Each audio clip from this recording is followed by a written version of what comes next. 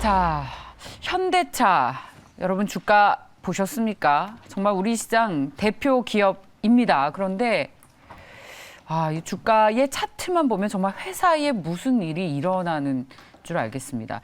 그야말로 땅굴을 판다라는 이야기 저희 식상하지만 늘 하는 얘기를 이 주식이 몸소 보여주고 있습니다. 너무나 안타깝죠. 다시 한번 냉정한 시각으로 분석해 보겠습니다. 오늘 맞수 한판 함께 해주실 두 분은 레몬리서치의 김민수 대표, 한국금융투자의 염정 FC 팀장 나오셨습니다.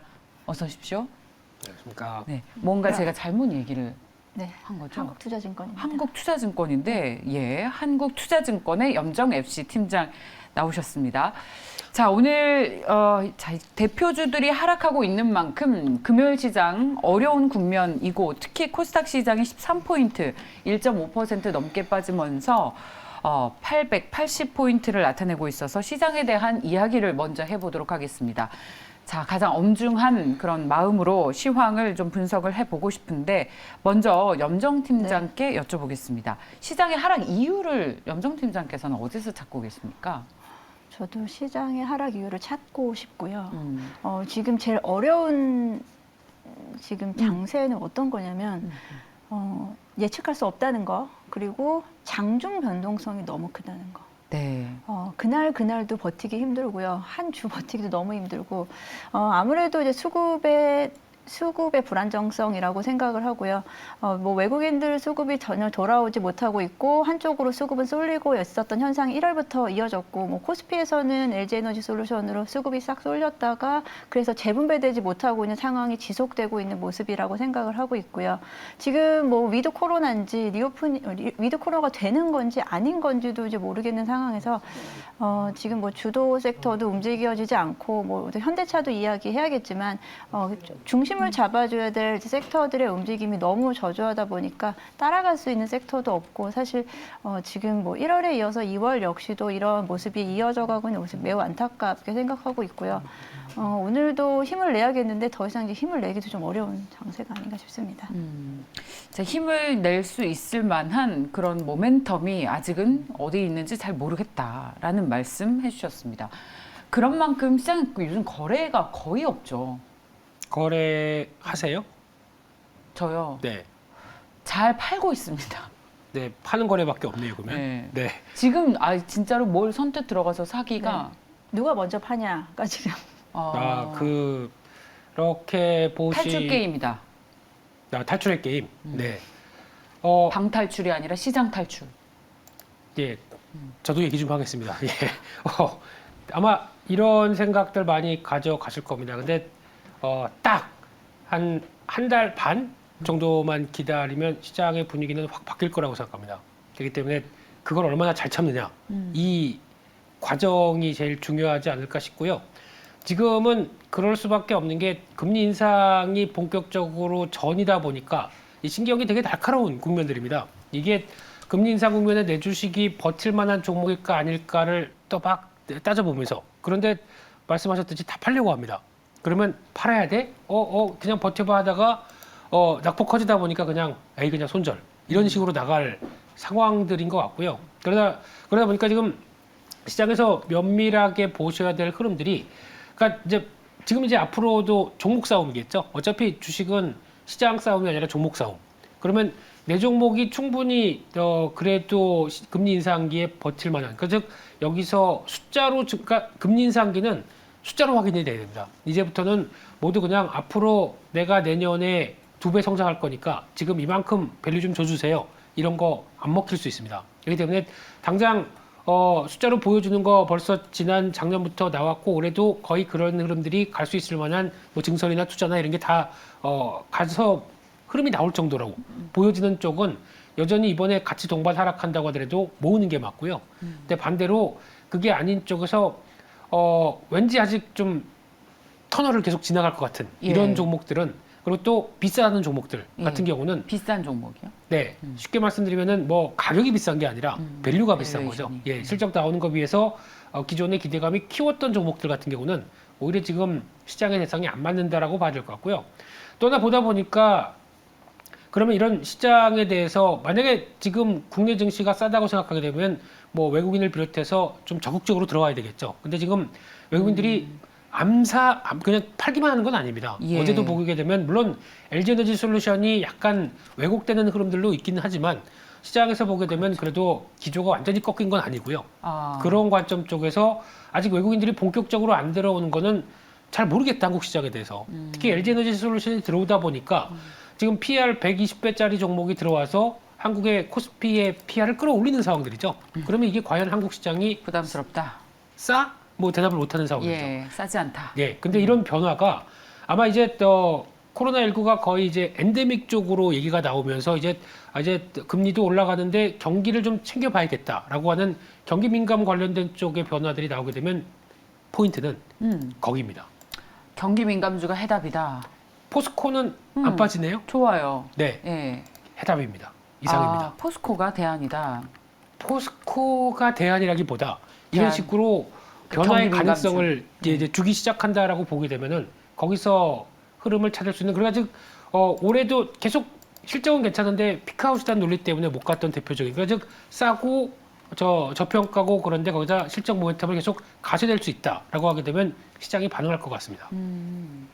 포스코 같은 경우에는 또 지주사 전환 움직임 이후로 뭔가 회사 내에서도 다양한 변화들이 감지되고 있다는 소식들이 여기저기서 들려오고 있습니다. 자, 저도 그렇고 많은 분들도 지금 너무 공포 때문에 일단 주식 비중을 줄이는 데에 집중을 하실 것 같은데, 줄이고 난 이후에 그렇다면 매수할 만한 종목은 무엇인지, 매수 시기는 언제 올지 이걸 가늠하는 것도 정말 어려운 시장인 것 같습니다. 한 달 반만 잘 기다려라 라는 말씀을 해주셨는데, 요즘은 변동성이 너무 커서 그 하루하루 지나는 게 정말 어렵죠. 그렇다면 저희 염정팀장께 네. 여쭤보겠습니다. 저희가 현금을 비중을 늘렸어요. 네. 진입 시기를 왜요? 좋아서요. 아, 좋아서? 네. 네, 노리고 있습니다. 그 시점이 언제쯤 되고, 만약에 진입을 한다면 어떤 종목들 위주가 되겠습니까? 정말 어려운 질문이에요.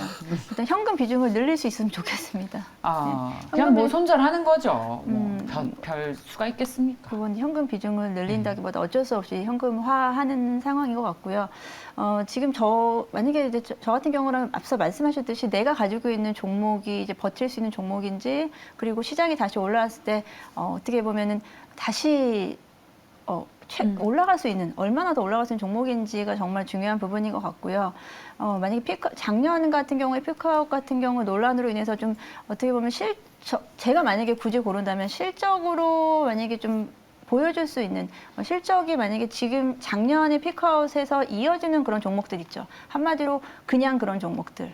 그런 종목들은 사실 지금 버티기는 좀 쉽지 않을 거다라고 생각하고, 저는 지수 자체가 올라가면서 다시 상승기에 올라갈 때는 어떻게 보면 다시 저는 또 이제 기대감에 올라갈 수 있는 종목들이 단기적으로는 좀 반짝하지 않을까라고 생각을 하는데, 그렇다면은 이제 포트폴리오 내에서 어떻게 좀 양분을 해야 되는가라는 부분이고요. 결국은 뭐 양쪽 다 가져가야 되는 부분인 것 같아요. 지금 한쪽으로 쏠리는 이런 종목을 선택하시면 안 되는 것 같고, 그리고 뭐 현금을 다시 유입 시기, 현금을 확보해 두셨다가 다시 유입 시기는 천천히 가셔도 될 것 같아요.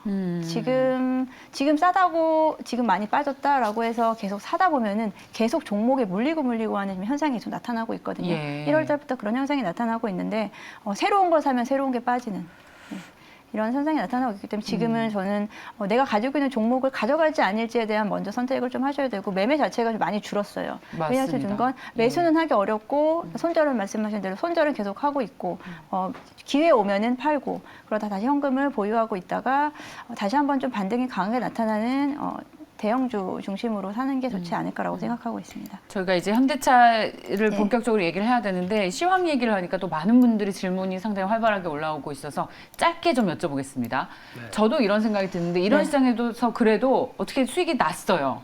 수익이 나서 한 5% 정도의 수익이 났습니다. 그러면 시장이 워낙 변동성이 강하니까 조금이라도 그 수익이 날 때 스윙을 짧게 하면서 일단 실현하고 짧게 빠지고 나가는 게 좋을지, 아니면 그래도 좀 가지고 가는 게 나을지, 어떤 종목인지에 따라서 물론 달라지겠습니다만, 이렇게 스윙을 좀 짧게 가져가는 게 좋은 시장이겠습니까? 은님이 또 질문을 하셔서 여쭤봅니다. 네, 저희가 보통 증시 주식하면서 작년부터 가장 많이 들었던 얘기가, 주식을 하려면은 항상 장기로 보고 시장에 맞게 꾸준히 모아가라. 모아간 결과가 어떻게 됐죠? 전 그렇게 얘기 안 했어요. 네, 동의하지 않습니다. 네, 주식은 장기로 하는 게 아닙니다. 제 생각은 그렇습니다.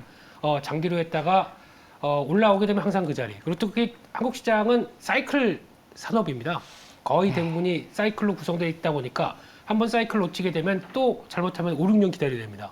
그 시간 동안의 기회비용과 계좌를 보고 있으면 처참함 이런 거는 말로 다 할 수 없습니다. 결론은 올해부터는 이 트레이딩이란 관점들이 너무 저 사람은 그냥 단타꾼 뭐 단타만 하네 뭐 이렇게 생각하실지 몰라도 예. 의외로 단타란 그러니까 스윙 관점과 함께 좀 짧게 대응해서 모아가는 전략들이 오히려 현금이 반대로 많이 있다는 얘기겠죠. 그러다 보니까 그걸 대응했다가 빠질 수 있는 이런 여유가 있다는 거는 오히려 이런 자연스럽게 리스크 관리가 될 수 있다는 부분들이고요. 그리고 또 내가 본 부분만 딱 챙기고 나가겠다라고 했었을 때 시장에 대한 자신감도 생기고요. 여러 가지를 봤었을 때 단타꾼입니다. 죄송합니다. 네.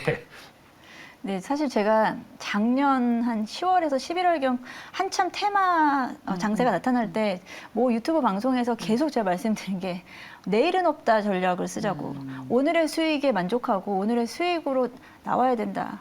내일까지 기다렸다가 어떻게 될지 모른다라고 말씀을 계속 드렸었는데 그때 되게 조심스러웠었어요. 저도 말씀하신 대로 이제 단타를 너무 조장하는 게 아닌가라고 좀 생각을 했었는데 지금 장세에서는 뭐 단타를 조장한다라기보다 수익에 보일 때는 일단 수익을 챙겨 나오는 게 현실적인 방법이 아닐까라고 생각을 하고 지금도 만약에 단기적으로도 이제 내 종목이 급등을 한다거나 하면 조금 더 가겠지라는 조금의 욕심이 어떻게 보면 다시 또 마이너스 계좌를 만드는 상황이 되고 있기 때문에 네. 현실적인 방법으로 접근을 하자라고 말씀을 드리고 싶습니다. 네, 저희가 그 매일매일 시장을 여러분께 중계해드린 그런 방송이다 보니까 매일매일 시장의 흐름이 성격이 어떻게 바뀌는지 분석해드리고 있습니다. 그런데 그래요. 앞에 단서를 달겠습니다. 지금은 이 시즌에서는 종목을 길게 가져가기는 좀 힘든 시장이다. 왜냐하면 변동성이 워낙 높기 때문에. 그래서 방망이를 짧게 잡고 매매하자라는 뭐 보고서 제목들도 늘 나오지 않습니까?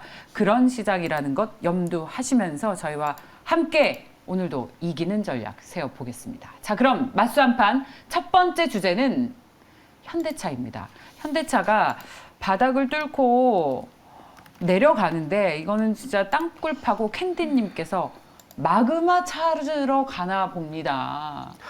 라는 말씀 해주셨습니다. 현대차 지금 몇 층입니까? 몇 층이에요? 근데 사실은 제가 잘 기억하고 있습니다. 김민수 대표께서는 현대차는 특히 강성노조 때문에 투자하는 것을 좀 조심스럽게 생각하자라는 의견을 주셨던 것을 잘 기억하고 있습니다만 자, 지금은 계속 버티는 게 좋을까요? 아니면 과감히 버릴까요? 두 분께 여쭤봤더니 염장 팀장께서는 버려라가 아니라 버텨라. 버려라. 아닙니다. 김민수 대표께서도 이제는 지금 계속 보유의 관점으로 조언을 해주셨네요. 괜찮겠습니까? 마그마 찾으러 가도 뜨거워도 견디면 불구덩이에서 견디면 천국으로 갑니까? 저요? 네. 현대차 뭐 합작사 세웁니까? 마그나 말고 마그마로. 네. 네. 고급 유머. 네. 네. 현대차 작년에 제가 올해 보유한 거 팔았다고 그래서 댓글에 욕 엄청 먹었던 것 같습니다. 네. 뭘 해도 욕은 늘 먹어요. 리본을 해도 사랑합니다. 욕 먹고. 예. 이게 괜찮습니다. 예.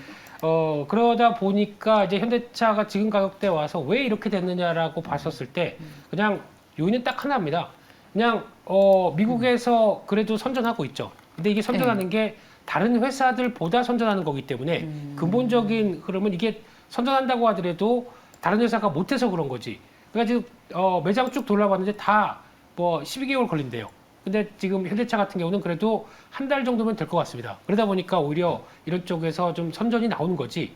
만약에 정상화됐었을 때 현대차가 이 지위를 계속 갈 것이냐, 이건 아직 모르겠습니다. 그래서 그것도 체크를 해야 되는데 지금 출하량 안 나오면서 나오는 여러 가지 공급 부족이 원래는 작년 말이면 끝날 줄 알았더니 또 올해 오다 보니까 한 상반기 아니면 올해 내내 뭐 이런 얘기가 나오는 과정 쪽에서 출하량 제대로 안 되게 되면 좀 어렵겠죠. 게다가 또 숫자로 찍히는 부분들에 대한 이제 수익성에 대한 부분들인데 작년까지는 괜찮았다고 하더라도 올해 보다 보면 여러 가지 원자재 가격들이나 다 올랐죠. 인플레이션이 이렇게 강하게 나올 때 자동차 업종에서는 이를 충분히 전가할 수 있겠느냐? 그러면 전부 다 소비자로 전가를 시켜야 되는데 소비자들이 그러면은 생각보다 자동차 값 이렇게 올랐는데 나 좀 고민해봐야 되겠는데 그렇게 되면은 아무래도 자동차 가격을 올리는데 좀 한계가 있겠죠. 그러면 반대로 옵션들을 빼야 됩니다. 옵션들을 빼고 가격들을 거의 비슷하게 맞추는데 소비자가 바보도 아니고 딱 봤는데 이거 옵션 뺀 가격에 이 정도면은 에이 안 살래 이렇게 나올 수도 있는 상황들이죠. 가격 저항이라고 봐야 되겠죠. 그런 여러 가지 흐름들을 아직 어떻게 대처할지에 대한 방향성이 좀 덜 나왔다라고 봐야 될 것 같고요. 그런 쪽에서 기대감은 있죠. 여전히 가장 핵심은 리오프닝 쪽의 수혜는 자동차가 될 수 있습니다. 왜냐하면 그래요. 이를 통해서 이제 공급 부족이나 반도체, 차량용 반도체에 대한 여러 가지 생산 정상화가 나와서 연결이 될 수가 있는데 이거 뭐 말만 많지 아직 어떻게 될지 모르는 상황이다 보니까 이쪽은 수혜는 될 수 있는데 확실하게 보여진 다음에 수혜가 나올 수 있는 상황이기 때문에 아직 심리적으로 접근하기가 좀 힘들다는 쪽도 눈여겨보셨으면 좋겠습니다. 두 분께 그래서 목표가를 여쭤봤습니다. 그래요. 버려라 아니고 버텨도 된다라고 말씀하셨으니까 도대체 버티면 얼마까지 오르겠습니까? 여쭤봤더니 짜요. 목표가가 짭니다. 높지 않아요. 20만 원. 그래도 버텨도 되겠습니까? 버틸 수밖에 없는 상황이라 버티는 거고요. 아니 더 떨어질 수도 있잖아요. 그래도 버티는 이 정도면 뭐 지금 그게 그래 이렇게 여쭤봅시다. 이 정도면 더 안 떨어지겠습니까? 너무 어려운 질문입니다만 네, 어려운 네. 질문이고요. 예. 이제 현대차 이제 저도 좀 말씀을 좀 드릴게요. 예, 예. 현대차 같은 경우에 뭐 역대 최대 실적에도 불구하고 계속 이제 주가가 빠지는 것은 지금 가격대가요 바로 1년 전 가격대하고 거의 비슷해요. 그리고 테슬라 역시 마찬가지. 물론 이제 주가의 그간 1년의 흐름의 방향성은 좀 달랐지만 테슬라 역시도 지금 주가 수준이 거의 1년 전 주가 수준하고 엇비슷하게 다시 되돌아왔다라는 건데, 그럼 완성차 업계가 가져가야 될 문제는 빠른 전기차로의 전환 또는 고사양의 앞서 말씀하신 대로 지금 반도체 수급난에 의해서 물량 자체도 없지만 옵션들을 많이 빼면서 오히려 2022년형보다 2021년형이 더 고사양 제품이기 때문에 오히려 지금 중고차를 구매하는 2021년형 중고차를 구매한 중고차에 대한 프리미엄이 더 붙으면서 중고차 시장이 오히려 더 화랑이다라고 기사 나오면서 완성차 업체가 그렇다고 해서 공급 면에서도 원활하지 않고 그렇다고 해서 또 전기차 결국은 완성차 업계의 주가를 끌어올릴 수 있는 거는 빠르게 이제 전기차로나 친환경차로의 전환을 우리가 기대하는 건데 그 부분도 지금 사실 여의치 않다라고 보기 때문에 지금 당장은 어떤 주가에 반영시킬 수 있는 어떤 호재가 좀 많이 부족하다라고 보고 있고요. 이것은 현대차뿐 아니고 전체 이제 글로벌 전기차 업체, 완성차 업체의 전반적인 문제라고 좀 생각을 하고 있기 때문에 그 업종 자체에 좀 어떻게 보면 좀 가져가야 될 문제라고 생각하고 이 수급난 같은 경우는 뭐 작년 2분기, 3분기부터 이어졌던 거고 작년 3분기면은 수급난이 좀 해소될 수 있을 거다라는 기대감에 조금은 더 버텨왔지만 여전히 올해 3분기, 올해 하반기엔 좀 풀릴 수 있을까라는 어떻게 보면 좀 이 미지수에 대한 부분은 여전히 좀 문제는 남아있지만 어느 정도는 주가가 지금 다시 1년 전 가격으로 좀 복귀를 했다라는 부분에서는 더 이상 좀 빠지더라도 좀 가격의 하방에는 좀 어느 정도 한계는 좀 있다고 생각하고 지금 갖고 계신 분들은 좀 버티기가 좀 힘드신 구간이긴 하지만 그래도 버텨야 되는 구간이다라고 좀 생각을 하고 있습니다. 그리고 단기적으로 만약에 좀 회복이 된다라고 한다면 추세를 좀 봐야겠지만 단기적으로 20만 원 선 뭐 일정 부분은 좀 돌이킬 수는 있겠지만 그 추세적으로 다시 또 우상향으로 바뀌기에는 좀 더 시간이 걸리고 한 하반기 정도는 돼야 되지 않을까라고 생각하고 있습니다. 자, 여러분 댓글 타임을 잠시 갖겠습니다. 자, 두 분의 버텨라라는 의견에 대해서 버텨라. 아프니까 개미다. 자, 그리고 버리면 바닥이다. 버리면 그때가 바닥이었다. 그리고 마르치 14님, 3월 14일님, 죽은 자식 비읍비읍 만지는 격이 아니길 바랍니다. 제발 좀, 비읍 리을. 비읍 리을. 비읍 리을. 만지는 격이 아니기 바랍니다. 저 진짜 궁금해요. 현대차 도대체 왜 이렇게 떨어지는 건지 정말 너무 답답합니다. 웬만해서는 답이 좀 나오는데 많은 기관 투자자분들 만나다 보면 아, 그래서 그렇구나. 이 진짜 모르겠어요. 근데 모르는 만큼 동특이 직전이 가장 어두워서 저같이 지금 그래도 뼈아픈 손절을 통해서 현금을 가지고 있는 저 같은 사람은 이렇게 많이 빠지면 대표님 진짜 사고 싶습니다. 그렇죠. 네. 근데 딱 한마디만 더 드리게 되면은 시장은 거의 바닥이 왔다고 생각합니다. 근데 종목은 바닥이 안 온 게 많습니다. 이해가 되실까요? 현대차는 아직 어느 정도 확보는 됐는데 더 떨어진다고요? 여기서 민감한 거죠.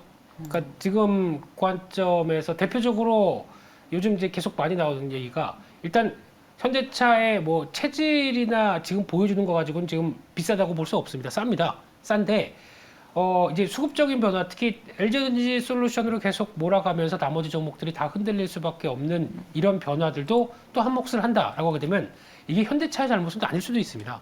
현대차의 지금 나오고 있는 자동차 업계가 다 힘드니까요. 그렇기 때문에 이런 부분들을 또 모르는 것도 아니고요. 네. 근데 거의 바닥권에는 근접했다고 하지만 이런 수급 이슈 때문에 한 번 더 흔들릴 수 있는 변화들은 나올 수 있기 때문에 거기를 잘 좀 우습죠, 제 얘기가.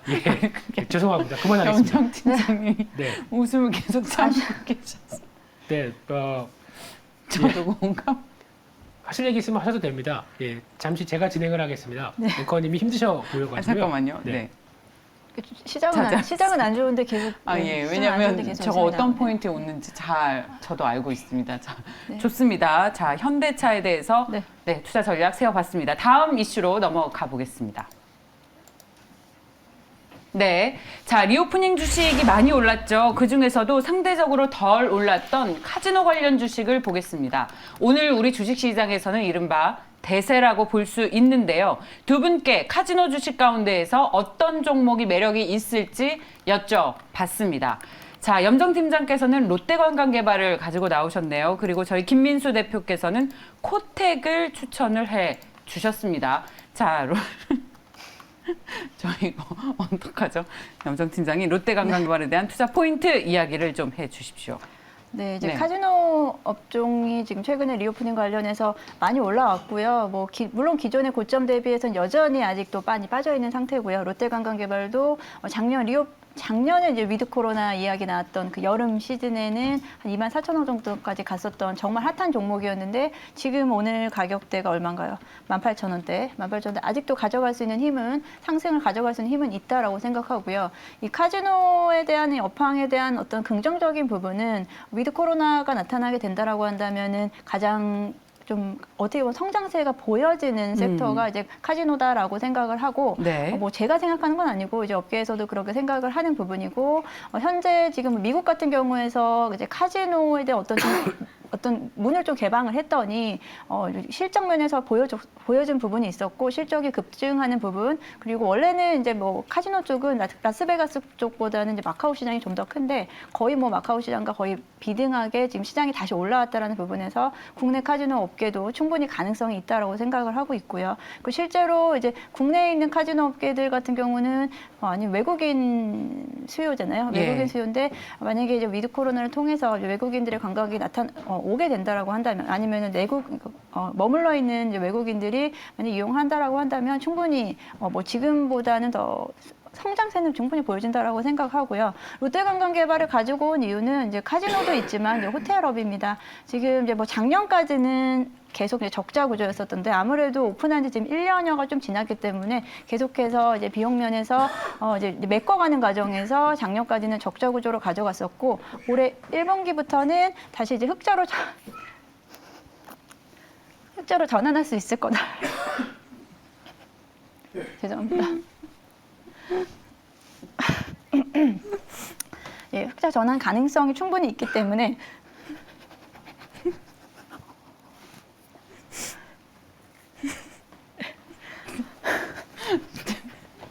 여러분, 시장이 근데 시장이 다행히 낙폭을 줄여서 정말 다행입니다. 대표님, 코텍 네. 얘기해 주십시오. 네, 일단 코텍을 바라보면서 지금 카지노주를 바라볼 때 조금 시장에서 약간 놓치고 있는 것 중에 하나가 그거 같습니다. 특히 리오프닝도 있는데 리오프닝 빼고 지금 중국에 대한 규제가 카지노 산업에 대한 규제도 같이 이어지다 보니까 그에 따른 반사익, 수익 가능성도 같이 체크를 해야 될 걸로 보여지고 있고요. 그런 쪽으로 봤었을 때 대표적으로 마카오 쪽을 중국 정부가 규제를 하고 있죠. 그렇다는 얘기는 이번에 정켓 사업자를 구속하면서 계속 그 압박을 하고 있다라고 흐름을 보게 되면요. 아무래도 이런 관점 쪽에서 카지노 쪽에 대한 변화들은 계속 나올 수밖에 없지 않나 생각됩니다. 네. 자, 여러분 정말 이거 방송 사고입니다. 저 끝나고 국장님께 소환될 것 같습니다. 자, 그것을 각오하고 마무리를 좀 지어도 괜찮겠습니까? 저 오늘 근데 정말 다행인 게 시장이 낙폭을 절반으로 줄여냈어요. 저희가 네. 이렇게 좋은 기운으로 방송을 하는 동안 하락폭이 절반으로 줄었고 코스닥도 1%로 하락폭을 줄여냈습니다. 다행입니다. 네. 자, 오늘 리오프닝 관련 수혜주로 롯데관광개발과 코텍까지 살펴봤습니다. 오늘 정말 극한 직업이네요. 저희 방송. 감사합니다. 두 분께. 다음 주에도 건강한 모습으로 뵙겠습니다. 자, 염정 팀장과 김민수 대표였습니다. 고맙습니다.